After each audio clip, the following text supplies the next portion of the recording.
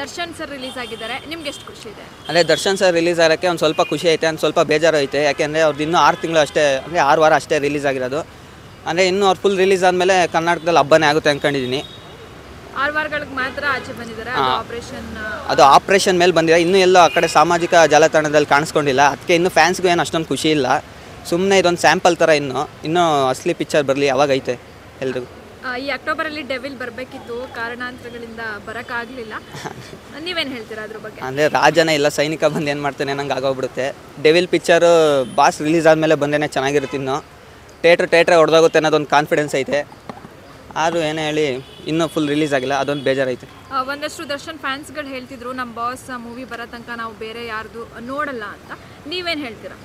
ಹಂಗಂದರೆ ಭೀಮಾನು ಓಡೈತೆ film ಹೇಳ್ಬೇಕಂದ್ರೆ. ಕೃಷ್ಣ ಪ್ರಣಯ ಸಖಿ 50 days ಮೇಲೆ ಓಡೈತೆ. ಆ ಥರ ಫುಲ್ ಹೇಳೋಕ್ಕಲ್ಲ. ಫುಲ್ ದರ್ಶನ್ ಫ್ಯಾನ್ಸ್ ಅಂತ ಇರೋರೆ ಹೋಗಿರ್ತಾರೆ ಕೆಲವು ಟೈಮು, ಸುಮ್ಮನೆ ಮೇಲೆ ತೋರಿಸ್ಕೊತಾರೆ. ಬಟ್ ಒಳಗಡೆ ಅವ್ರಿಗೂ ಇರುತ್ತೆ ಫಿಲಮ್ಗಳು ನೋಡಬೇಕು ಹಂಗೆ ಅಂತ. ಎಲ್ಲ ಡಿ ಬಾಸ್ ಅನ್ಬೋದು. ಡಿ ಬಾಸ್ ಅಂದರೆ ಅವ್ರಿಗೂ ಮೇಲ್ಗಡೆ ಎಲ್ಲ ಹೋಗ್ಬೇಕು ಅಂತ ಇರುತ್ತೆ, ಒಳಗೆ ಮಾತ್ರ ಡಿ ಬಾಸ್ ಅಂತಾರೆ. ಡಿ ಬಾಸ್ ಕೆಟ್ಟದ್ದು ಮಾಡು ಡಿ ಬಾಸ್ ಅಂತಾರೆ, ಒಳ್ಳೇದು ಮಾಡು ಡಿ ಬಾಸ್ ಅಂತಾರೆ. ಹಂಗಂತ ಫುಲ್ ಕೆಟ್ಟದೇ ಮಾಡೋರು ಅಂತಲೂ ಹೇಳೋಕ್ಕಲ್ಲ. ಡಿ ಬಾಸು ಮಾಡಿರೋ ಗುರಿ ಕರೆಕ್ಟಾಗಿ ಐತೆ, ಆದರೆ ದಾರಿ ಮಾತ್ರ ಫುಲ್ ತಪ್ಪೈತೆ. ಅದನ್ನೇ ಡಿ ಬಾಸು ಬೇರೆ ರೀತಿಲಿ ಮಾಡ್ಬೋದಿತ್ತು. ಅವರು ರೇಣುಕಾ ಸ್ವಾಮಿಗೂ ಬೇರೆ ರೀತಿಲಿ ತೋರಿಸ್ಬೋದಿತ್ತು. ಅವ್ರು ಮಾಡಿದ ದಾರಿ ಏನೈತೆ ಅದು ಫುಲ್ ತಪ್ಪೆ. ನಾನು ಒಬ್ಬ ಕಿಚ್ಚ ಫ್ಯಾನೇ, ಹಂಗಂತ ನನಗೇನು ಡಿ ಬಾಸ್ ಬೇಲೆ ಏನು ಬೇಜಾರಿಲ್ಲ. ಸುಮ್ಮನೆ ಫ್ಯಾನ್ಸ್ ವಾರ್ ಮಧ್ಯದಲ್ಲಿ ಬೇಡ ಅಂತ ಅನ್ಕೋತೀನಿ. ಮತ್ತು ಅವರ ಹೆಂಡತಿ ವಿಜಯಲಕ್ಷ್ಮಿ ಅವರಂತೂ ತುಂಬ ಕಷ್ಟಪಟ್ಟು ಬೇಲ್ ಕೊಟ್ಟು ಆಚೆ ಕರ್ಕೊಂಡು ಬಂದಿದ್ದಾರೆ. ಅವ್ರ ಬಗ್ಗೆ ಏನು ಹೇಳ್ತೀರಾ? ಅಂದರೆ ಅವ್ರ ಬಗ್ಗೆ ಹೇಳ್ಬೇಕಂದ್ರೆ ನಾವು ಬಿಟ್ಕೊಟ್ರು ನಮ್ಮವ್ರು ಬಿಟ್ಕೊಡಲ್ಲ ಅನ್ನೋದೊಂದು ಅರ್ಥ ಆಗೈತೆ. ನೀನು ಎಷ್ಟೇ ಕೆಟ್ಟದ್ದು ಮಾಡೋ ನಾನು ನಿನ್ನ ಹತ್ರ ಇರ್ತೀನಿ ಅಂತ ಇರ್ತಾರಲ್ಲ, ಅವರು ನಿಜವಾದ ಫ್ರೆಂಡು ಅಥವಾ ಟ್ರೂ ಫ್ರೆಂಡು. ಅವ್ರ ಹೆಂಡ್ತಿನೂ ಅದೇ ಮಾಡೋರೆ ಅಂತ ಅನ್ಕೋತೀನಿ. ದರ್ಶನ್ ಅವ್ರು ಏನೇ ಕಾಟ ಕೊಟ್ಟಿರ್ಬೋದು, ಒಂದು ಟೈಮಲ್ಲಿ ಏನೋ ಮಾಡಿರ್ಬೋದು, ಅಥವಾ ಏನೋ ಮನಸ್ತಾಪಗಳು ಇರ್ಬೋದು ಅವ್ರ ಮಧ್ಯದಲ್ಲಿ. ಬಟ್ ಅವ್ರ ಹೆಂಡ್ತಿ ಅವ್ರನ್ನ ಬಿಟ್ಕೊಟ್ಟಿಲ್ಲ, ಅದು ಆ್ಯಕ್ಚುಲಿ ಗ್ರೇಟ್ ಅನ್ಬೇಕು. ಏನೋ ತಪ್ಪಾದ ತಕ್ಷಣ ಯಾರೋ ಒಬ್ಬ ಫ್ರೆಂಡ್ ತಪ್ಪು ಮಾಡ್ದಂತ ಬಿಟ್ಕೊಡೋದಲ್ಲ ಫ್ರೆಂಡ್ಶಿಪ್ಪು. ಅವ್ರ ಜೊತೆ ಇದ್ದು ಫೇಸ್ ಮಾಡ್ತಾರಲ್ಲ, ಅದು ನಿಜವಾದ ಫ್ರೆಂಡ್ಶಿಪ್ ಅಂತ ವಿಜಯಲಕ್ಷ್ಮಿ ಅವ್ರು ತೋರಿಸ್ಕೊಟ್ಟಾರೆ. ಇದು ಇವಾಗ ಆಚೆ ಬಂದಿದ್ದಾರೆ ದರ್ಶನ್ ಸರ್, ಇನ್ನು ಮುಂದೆ ಹೆಂಗಿರಬೇಕು? ದರ್ಶನ್ ಸರ್ ಆಚೆ ಬಂದ ತಕ್ಷಣ ಫುಲ್ ಚೇಂಜ್ ಆಗಿಬಿಟ್ರು, ಅವ್ರಿಗೂ ಬೆಲೆ ಇರಲ್ಲ. ಏನ್ರಿ ಮೀಡಿಯಾ ಅಂದ್ರೇ ಅವ್ರಿಗೂ ಬೆಲೆ ಇರೋದು. ಮೀಡಿಯಾದವ್ರ ಬಗ್ಗೆ ಅವರು ಏನು ತಪ್ಪೇನು ಮಾತಾಡಿಲ್ಲ. ಆ ಟೈಮಲ್ಲಿ ಏನು ಮಾತಾಡೋರು ಎಲ್ಲ ಕರೆಕ್ಟಾಗಿ ಮಾತಾಡೋರೆ. ಹಂಗಂತ ಅವ್ರು ಚೇಂಜ್ ಆಗಿಬಿಟ್ರೆ ಅವ್ರಿಗೆ ಬೆಲೆ ಇರಲ್ಲ. ಅವ್ರು ಹೆಂಗವ್ರೆ ಅವ್ರ ಥರನೇ ಇರಲಿ. ಎಲ್ಲರೂ ಒಂದೇ ಥರ ಇರಬೇಕಂದ್ರೆ ಅದು ಸಾಧ್ಯನೇ ಇಲ್ಲ. 5 ಬೆಳ್ಳೆ ಸಮ ಇರಲ್ಲ. ಇನ್ನು ದರ್ಶನ್ ಸರ್ ಹೆಂಗೆ ಸಮ ಇರ್ತಾರೆ ಎಲ್ಲರ ಥರ. ಅವ್ರು ಹೆಂಗವ್ರೆ ಹಂಗೆ ಇರಲಿ, ಹಂಗೆ ಇರ್ತಾರೆ, ಹಂಗೆ ಇರಬೇಕು. ಹಂಗೆ ಇರೋಕ್ಕೆ ನಮಗೂ ನೋಡೋಕ್ಕೆ ಚಂದ. ನಿಮ್ಮ ಪ್ರಕಾರ ದರ್ಶನ್ ಅವರು ಮಾಡಿದ್ದು ಸರಿನಾ ತಪ್ಪು? ದರ್ಶನ್ ಅವ್ರು ಮಾಡಿದ್ದು ಸರಿ, ಬಟ್ ಮಾಡಿದ ದಾರಿ ಸಖತ್ ತಪ್ಪು. ಅವ್ರೇನು ರೇಣುಕಾ ಸ್ವಾಮಿಗೆ ವಾರ್ನಿಂಗ್ ಕೊಡಬೇಕಾಗಿದ್ದು ಯಾವಾಗಲೂ ಕೊಡ್ಬೋದಿತ್ತು, ಬೇರೆ ಥರ ಮಾಡ್ಬೋದಿತ್ತು. ಆದರೆ ಆ ಥರ ಮಾಡಿದ್ದು ತಪ್ಪು ಅನ್ಕೋತೀವಿ. ಕಾನೂನು ಪ್ರಕಾರ ಹೋಗಿದ್ರೆ ಅದು ಬೇರೆ ಥರನೇ ಇರೋದು. ಅವ್ರ ಲೆವೆಲ್ ಇನ್ನೂ ಒಂದು ಲೆವೆಲ್ ಜಾಸ್ತಿನೇ ಆಗೋಗ್ಬಿಟ್ಟಿರೋದು. ಅವ್ರು ಮಾಡಿದ್ದು ಕರೆಕ್ಟೇ, ಬಟ್ ಆ ಉದ್ದೇಶ ತಪ್ಪಾಗಿತ್ತು. ಅವ್ರಿಗೆ ಹಂಗೆ ಮಾಡಬಾರ್ದಿತ್ತು. ಇವಾಗ 6 ವಾರದಲ್ಲಿ 2 ವಾರ ಮುಗ್ದೋಗಿದೆ, ಇನ್ನು 3ನೇ ವಾರನೂ ಕೂಡ ರನ್ನಿಂಗಲ್ಲಿದೆ. ಇನ್ನು ಉಳ್ಕೊಳ್ಳೋದು 2 ವಾರ. ಏನಾಗ್ಬೋದು ಅಂದರೆ ಬೇಲ್ ಎಕ್ಸ್ಟೆಂಡ್ ಆಗ್ಬೋದಾ ಅಥವಾ ಪುನಃ ಏನಾದರೂ ಜೈಲಿಗೆ ಹೋಗ್ಬೋದಾ?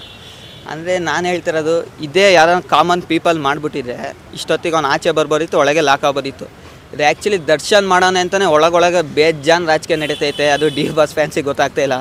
ಸುಮ್ಮನೆ ಅವ್ರೇನು ಅನ್ಕೊಂಡು ಬರೀ ಡಿ ಬಾಸ್ನ ಇಟ್ಕೊಂಡು ಮೀಡಿಯಾದವ್ರು ಅರಿತವ್ರೆ ಅಂತ ಅನ್ಕೊಂಡು ಅದು ದೊಡ್ಡ ತಪ್ಪು ಅಂದರೆ ತಪ್ಪು. ಒಳಗೆ ಬೇಜಾನ್ ರಾಜಕೀಯ ಕುತಂತ್ರಗಳು ನಡೀತೈತೆ. ಅವ್ರಿಗೆ ಯಾವತ್ತು ಗೊತ್ತಾಗುತ್ತೋ ಫುಲ್ ಹಬ್ಬ ಆಗುತ್ತೆ ಅಂತ ಅನ್ಕೊಂಡಿದ್ದೀನಿ. ಅಂದರೆ ದರ್ಶನ್ ಅವರು ಒಳಗಡೆ ಇರೋದು ರಾಜಕೀಯ ಷಡ್ಯಂತ್ರ ಏನಾದರೂ ಇದೆಯಾ? ರಾಜಕೀಯ ಷಡ್ಯಂತ್ರನೇ. ಯಾಕೆಂದರೆ ದರ್ಶನ್ನು ಯಾವತ್ತೂ ಪಕ್ಷ ಅಂತ ಹೋಗಿಲ್ಲ, ಜನ ವ್ಯಕ್ತಿಗೆ ಬೆಲೆ ಕೊಟ್ಟು ಹೋಗೋರೆ. ಅದು ನೋಡಿ ಕೆಲವರು ಹುರ್ಕೊಂಬಿಟ್ಟು ಈಗ ಅವ್ನು ಆ ಕಡೆಗೆ ಸಪೋರ್ಟ್ ಮಾಡ್ದಂತ ಇವ್ರು ಈ ಕಡೆಯಿಂದ ಮಾಡ್ತವ್ರೆ, ಈ ಕಡೆಯಿಂದ ಸಪೋರ್ಟ್ ಮಾಡ್ದಂತ ಆ ಕಡೆಯಿಂದ ಮಾಡ್ತಾರೆ. ಇದು ಯಾವತ್ತು ಗೊತ್ತಾಗುತ್ತೆ ಅಂತ ನನಗೂ ಇನ್ನೂ ಗೊತ್ತಿಲ್ಲ. ಆ್ಯಕ್ಚುಲಿ ರಾಜಕೀಯನೇ ನಡೀತಾ ಇರೋದು, ಯಾರು ದರ್ಶನ್ ಅಂತ ನಡೀತಾರೆ. ದರ್ಶನ್ ಮನ್ಸ್ಪಟ್ಟಿರು ಯಾವಾಗಲೂ ಬರ್ಬೋದಿತ್ತು, ಇದೇನು ದೊಡ್ಡ ವಿಷಯನೂ ಅಲ್ಲ. ರಾಜಕೀಯ ಮಿಕ್ಸ್ ಆಗಿರೋಕ್ಕೆ ಇದಿನ್ನೂ ಆ ಕಡೆಯಿಂದ ಈ ಕಡೆ, ಈ ಕಡೆಯಿಂದ ಆ ಕಡೆ. ಈಗ ನಾನು ಬಿಟ್ಟರೆ ನೀನು ಬಿಡಲ್ಲ ಅನ್ನಂಗೆ ಲಾಕ್ ಮಾಡಿಸಿರೋದು ದರ್ಶನ್ನ. ನೀವು ನೋಡ್ಬೋದು ವಿಜಯಲಕ್ಷ್ಮಿ ಅವ್ರನ್ನ ಬೆಂಗಳೂರಿಂದ ಬಳ್ಳಾರಿಗೆ ಹೋಗಿ ಕಷ್ಟಪಟ್ಟು ಬೇಲ್ ತರಿಸಿ ಬಿಡಿಸ್ಕೊಂಡು ಬಂದಿದ್ದಾರೆ. ನಿಮಗೂ ಒಬ್ಬರು ಅಮ್ಮ ತಂಗಿ ಮನೇಲಿ ಯಾರೋ ಹೆಣ್ಮಕ್ಳು ಇರ್ಬೋದು, ನಿಮಗೆ ಅವಾಗ ಎಷ್ಟು ಬೇಜಾರಾಗ್ತಿತ್ತು? ಎಷ್ಟು ಬೇಜಾರಾಗ್ತಿತ್ತು ಅಂದರೆ ಅವ್ರ ವ್ಯಕ್ತಿತ್ವ ನೋಡಿ ನನಗೆ ಖುಷಿ ಆಗೋಯ್ತು ವಿಜಯಲಕ್ಷ್ಮಿ ಅವ್ರದ್ದು. ಆ್ಯಕ್ಚುಲಿ ಒಬ್ಬ ಗಂಡನ್ನ ಅಷ್ಟು ಕಷ್ಟ ಅಂದರೆ ಸುಖದಲ್ಲಿದ್ದಾಗ ಎಲ್ಲರೂ ಬಂದುಬಿಡ್ತಾರೆ, ನನ್ನ ಫ್ರೆಂಡು, ಇವ್ ನನ್ನ ಫ್ರೆಂಡು, ನನ್ನ ಗಂಡ ಹೆಂಡ್ತಿ ಮಕ್ಕಳು ಅಂತ. ಆದರೆ ಕಷ್ಟದಲ್ಲಿದ್ದಾಗ ವಿಜಯಲಕ್ಷ್ಮಿ ಅವ್ರು ಏನು ಹೋಗ್ಬಿಟ್ಟು ಅವ್ರಿಗೆ ಸಾಂತ್ವನ ಹೇಳಿ ಏನು ಮಾಡೋರೆ ಯಾರು ಈಗಿನ ಕಾಲದಲ್ಲಿ ಯಾವ ಹುಡುಗಿರು ಆ ಥರ ಮಾಡಲ್ಲ.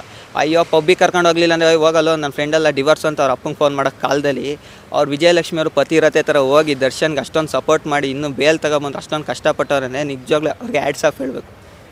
ತಿಂಡಿ ಕೊಡಿಸ್ಲಿಲ್ಲ ಅಂದರೆ ಜಗಳ ಆಡ್ತಾರೆ ಈಗಿನ ಕಾಲದ ಹುಡುಗಿರು.